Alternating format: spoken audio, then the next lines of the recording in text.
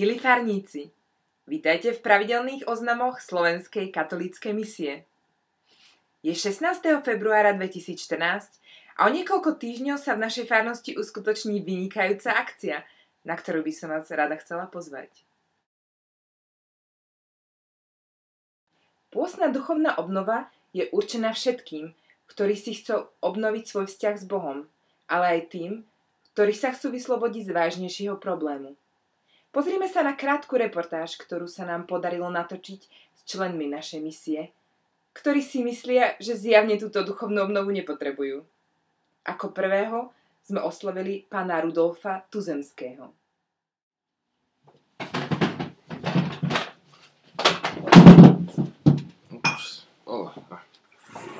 Skoro som to rozlial. No.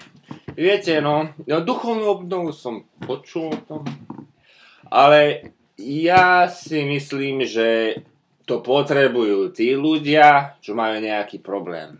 Viete, sú rôzne problémy, povedzme si to takto otvorene. Súhlasím s vami, absolútne. Ale ja nepatrím do tej kategórie, že by som to nezvládol, nejaký problém. Takže eventuálne niekedy by som sa prišiel pozrieť, ale teraz si myslím, že asi neprídem. Ďakujem vám. Ako druhú sme oslovili slečnu Valentínu Jasnú. Duchovná obnova, áno, určite tomu fandíme a aj som zvykla chodiť predtým, než som sa spoznala tuto s mojím Peťkom. A keďže sme si naplánovali víkend spolu, keďže sa veľa nevidíme, je to tu busy v Londýne a ideme spolu na víkend, tak bohužiaľ nestihneme tú obnovu a tak veríme, že určite dobre dopadne a že to bude veľmi dobré. Tretím respondentom sa stal pán Peter Rýchly. Ja vlastne nedeľu už mám. Tak potom, vieš čo, dajme to na sobotu, dobre? Dobre, jasné, čau. Dobre, sme dohodnutí, čaves. Takže ja som tu v Londýne už teda pekných pár rokov a všetko som si zarobil vlastnou drinou, vlastným úsilím. Nikdy som nikoho neokrádal, všetko hrám poctivo.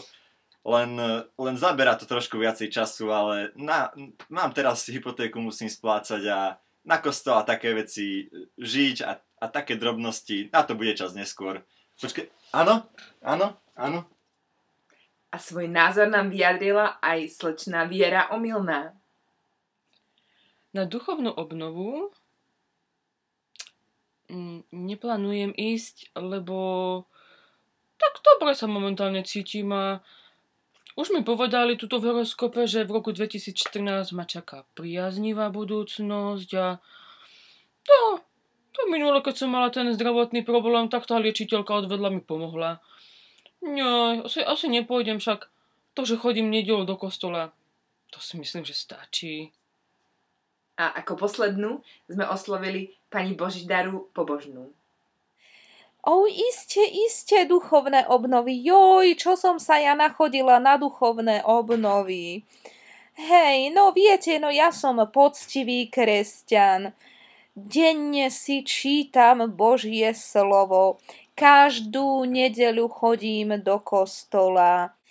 Ako nechcem byť zlá, viete, ale tieto duchovné obnovy, to by mali byť hlavne pre takých, čo ich ťažia smrteľné hriechy a potrebujú sa poriadne očistiť. My takí poriadní katolíci, my sme v podstate už skoro svätí. Títo oslovaní respondenti podľa aktuálnych informácií napokon súhlasili s účasťou na duchovnej obnove. A preto veríme, že aj vy si napokon nájdete čas a prídete do nášho kostola 15. a 16. marca.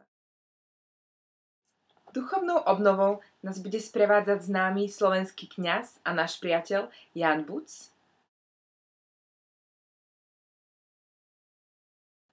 A na gitare nám budú hrať a modliť sa s nami Zuzka a Ferko Venglikovci. Pozývame ťa na duchovnú obnovu. Tešíme sa na vás. Všetci odišli? No ja vám chcem povedať jedno tajomstvo. Káva a chlebičky budú zadarmo. Ale nikomu nepovedzte.